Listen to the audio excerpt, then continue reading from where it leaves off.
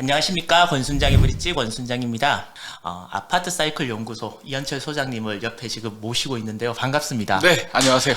이제 계속 아파트 중심으로 얘기했는데 혹시 상업용 부동산에 대해서 하나만 여쭤봐도 네, 되겠습니까? 네. 우리나라 지금 뭐 상업용 부동산이 되게 네. 이제 활성화됐는데 지금은 그 프리파이낸싱이라 그러나요? 네, 네. 한 7, 8% 지금 돼야 돈을 빌리고 이렇기 때문에 네. 상가나 뭐 이런 큰 오피스텔 이런 건물들을 짓는 게 앞으로는 좀 어려워지지 않겠느냐. 그래서 이제 상가 투자나 이런 부분에 대해서는 네. 뭐 장사도 좀 덜 되고 네. 옛날보다 그래서 좀 조심해야 된다.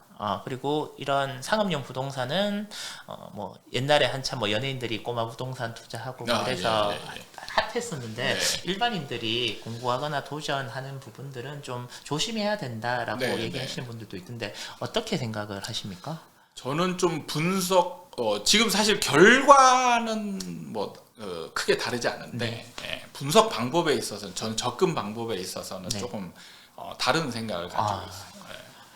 사실 저는 이제 그 상가라든지 이런 것들은 이제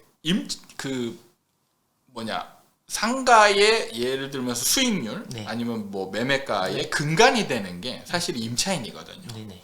임차인이 얼마만큼 임대료를 좀 올리더라도 감당할 수 있느냐, 그리고 나서도 돈을 벌고 있느냐, 그 다음에 이 임차인들이 좀 더 좋은 내가 선호하는 임차인들이 들어올 수 있느냐, 이런 이제 환경이 조성되어 있느냐에 따라서 투자를 할 수 있느냐 아니냐, 이런 걸로 저는 따지는 게 훨씬 더 쉬운 방법이고 접근 가능성이 좋다라고 보거든요.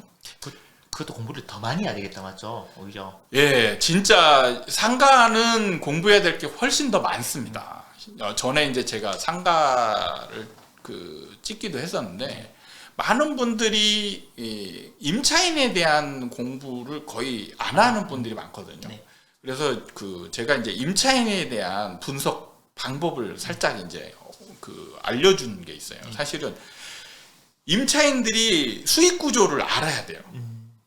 일반적으로 그냥 뭐 이제 개개인은 사실 알기가 어렵잖아요. 이분이 내가 매출이 얼마고 뭐 비용이 얼마고 이걸 다 오픈하기는 사실 거의 불가능하잖아요. 근데 이제 우리나라는 사실 프랜차이즈 이제 공화국 이런 식으로 표현되다시피 할 정도로 프랜차이즈가 일반적이기 때문에, 그럼 프랜차이즈에 따른 업종에 따른 수익 구조가 어느 정도 이제 정형화되어 있거든요. 그런 것 정도는 알고 있어야 된다라는 거죠. 그래서 제가 4가지, 5가지 이 측면으로 이제 말씀을 드리는데, 하나는 매출이죠. 매출을 평균 매출 정도는 알아야 되고, 그 다음에 이제 매출이 있으면 이 나가는 나머지 4가지가 비용이에요.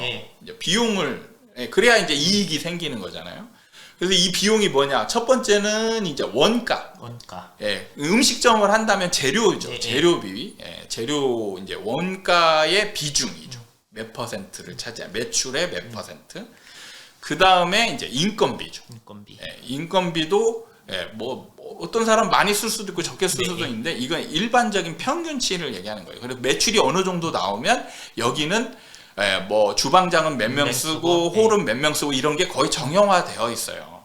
그렇기 때문에 매출 대비 인건비 이런 것들이 몇 프로를 차지하는지 이런 것들이 나오거든요.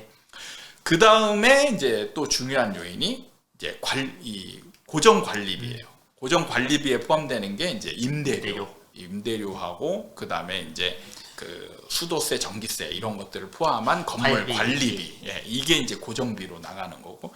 그래서 이 큰 3가지를 뺀 나머지가 이제 이 임차인의 이 적정 이윤인 거예요. 그래서 이 비율을 알고 있어야 그래야 이제 실제로 임대인한테 제일 중요한 거는 임대료잖아요. 임대료. 그래서 임대료가 올라가면 상가의 매매가도 올라가고 이렇게 되는 건데, 내가 생각하고 있는 임대료를 이 들어와 있는 임차인이 이 지금 매출 구조로 봤을 때 감당할 수 있느냐.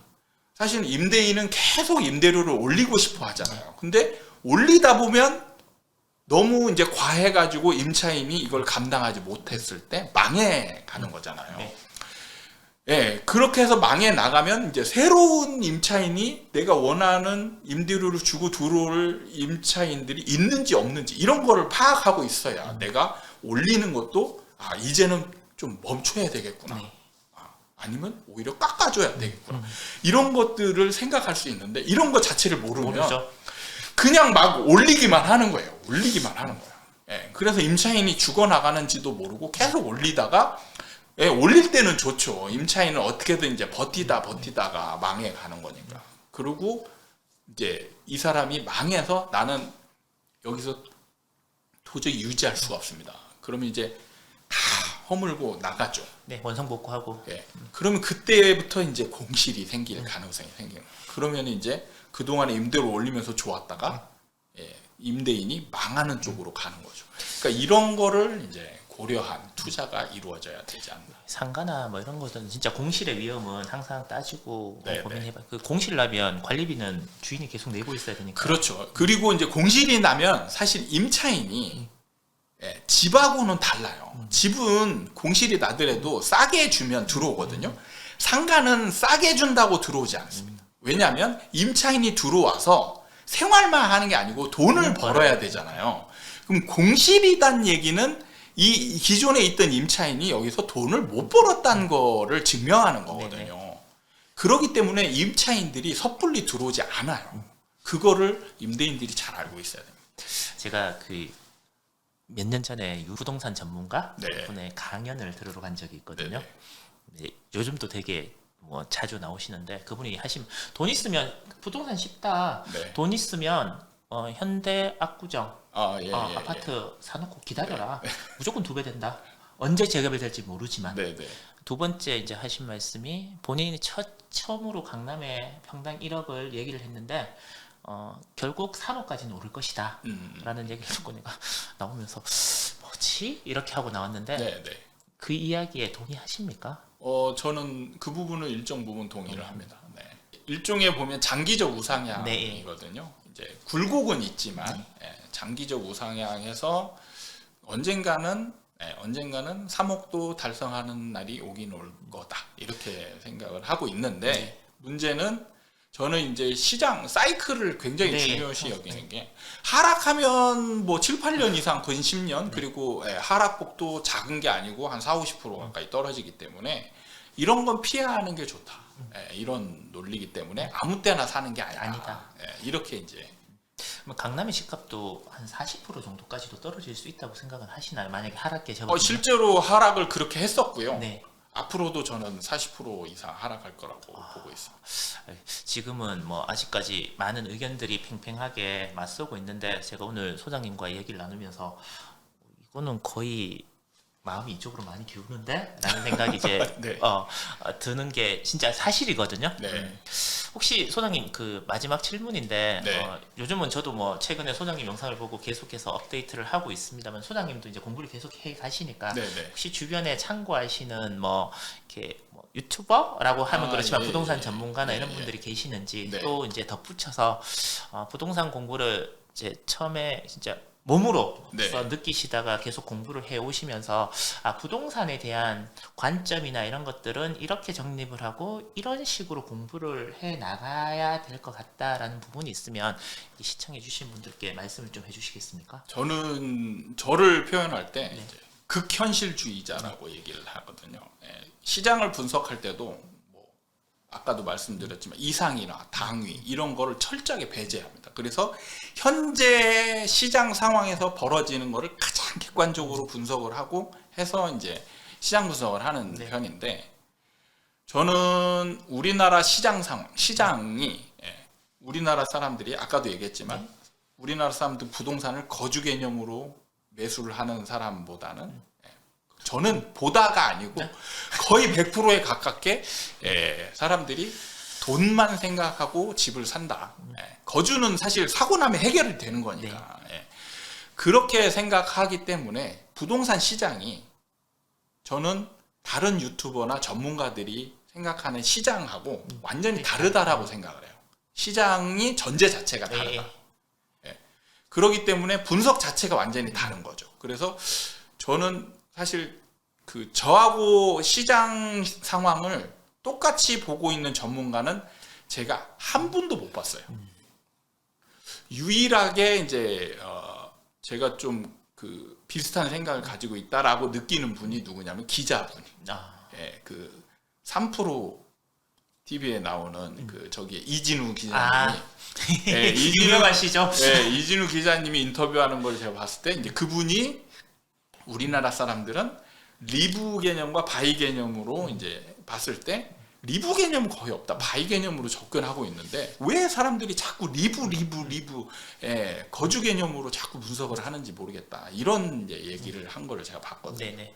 예, 시장의 분석이라는 거는 가장 기초적인 것부터 예, 특성이 정해지거든요. 그럼 그 특성에 따라서 시장의 수요 공급의 형태나 이런 게 완전히 달라진단 말이에요. 예, 투기 시장이냐 안정 시장이냐 이런 거에 따라서 완전히 달라지고 거주 시장이냐 예, 투자 시장이냐 이런 거에 따라서 또 완전히 달라지기 때문에 첫 출발이 다르면 완전히 다른 거예요. 예, 그래서 이제 안타깝지만 인정학을 아니면 뭐 좀 본받을 만한 예, 이런 분을 좀 얘기해달라. 그럼 제가 좀 난감. 왜냐면 아예 이제 생각이 다르니까. 그 소장님은 소장님의 나름의 이론을 정립해서 나가시는 분이고, 그렇죠. 그리고 굳이 따지자면 제가 3프로 TV를 처음부터 시작해서 지금까지도 계속 보고 있는데 이진우 기자님께서 부동산 얘기를 뭐 페이스북에도 가끔씩 올리는데 올리면 정말 욕을 많이 하시거든요. 그러니까 정말 욕을 많이 하시는데 꾸준하게 자기의 주장을 계속해서 피력을 하시더라고요. 그러니까 저도 지금 사실 결과를 좀 미리 제가 이제 약간은 저는 그거를 그 예상을 하고 제가 미리 예측에 가깝게 얘기를 하는 게 어차피 뒤따라가면 사람들이 저를 인정을 못해요. 왜냐하면 이론 자체가 이제 아예 다르니까 사람들은 기존 이론에 이제 거의 이제 익숙해져 있기 때문에 새로운 이론을 받아들이기가 어렵기 때문에 뒤따라가면 인정을 받기가 어렵기 때문에 제가 약간 무리해서라도 예측에 가까운 거를 이제 하는 이유가 처음엔 욕을 먹지만 어쨌든 제가 그 예측을 해서 결과를 맞추면 사람들이 이제 제 이론에 좀 관심을 가져주지 않을까 이런 생각 때문에 이제 이렇게 하는 거거든요. 그래서 실제로 제가 2019년도에 인터뷰를 했을 때 폭등한다라고 했다가 욕을 진짜 바가지로 먹었거든요. 저는 그때 생전 처음 이제 유튜브라는 걸 제가 이제 나가고 인터뷰하면서 저는 나름대로 잘 얘기하고 왔으니까 사람들이 뭔가 좀 새로운 견해가 나와서 뭔가 좀 새로운 반응이 있을 줄 알았어요. 그랬더니 진짜 거의 95%가 욕인데 정말 엄청 충격을 받았습니다. 그때 이제 제가 연예인들이 악플 받고 굉장히 우울증에 빠지거나 심지어는 자살하거나 이런 게 빠지는 게 좀 이해가 안 됐었던 측면이 있거든요. 근데 그걸 겪고 나서 진짜 공감이 되더라고요. 그래서 댓글을 안 봅니다. 저도 댓글을 안 봐요. 실제로 이 영상 이렇게 촬영하잖아요. 안 봅니다, 저는. 남의 댓글만 봅니다. 그러면 진짜 부동산 공부는 그러면 어떤 마음으로 준비를 하는 그래서 실제로 제가 이제 가장 중요하게 생각하는 게 그 상품의 특성이거든요. 부동산의 특성, 그 이제 부동산의 특성이 일반 상품하고 다른 점들 이런 걸 파악하고 그 다음에 우리나라 부동산 시장만의 특성을 좀 나름대로 보고 그거에 따른 이제 다른 점 이런 것들을 파악을 해야 되는데 사실 이걸 알려주는 분들이 이제 거의 없었어요. 그래서 저는 이제 거의 독학에 가깝게 제가 이걸 해왔는데 그나마 이제 여러분들은 좀 다행인 게 저라도 있으니까 그게 다행이다 생각을 하죠. 제가 이렇게 들어보니까 전세가를 알면 부동산 투자가 보인다라는 2017년도에 실제 17년도에 썼죠. 쓰시고 18년 1월 5일 날 출간에 나오신 걸로 했는데 이 책이 저는 제가 뭐 솔직히 말씀드렸습니다. 목차나 이런 걸 쭉 보고 내용을 보니까 지금 소장님께서 전반적으로 말씀하시는 부동산의 큰 사이클 이런 부분에 대한 설명이 가장 잘 되어져 있는 책인 것 같아서 혹시 부동산에 관심이 있으신 분들은 이 책을 꼭 한번 사서 읽어보시고 저도 읽어보고 네. 나중에 두 번째 뵐 때는 제가 두 권 다 사서 네. 제가 사인도 한번 받고 그렇게 하도록 하겠습니다. 긴 시간이었는데 정말 열과 성을 다해서 네. 그리고 그러니까 본인이 가지고 계시는 이론이나 생각을 과감 없이 말씀을 해주시는 모습을 이렇게 보면서 한 번쯤은 소장님의 말씀에 귀를 기울이고 고민해봐야 되겠다는 생각을 저도 많이 했거든요. 네네. 아마 이걸 시청하시는 분들께서도 오늘 그런 시간이 되었으면 하는 바람이고요.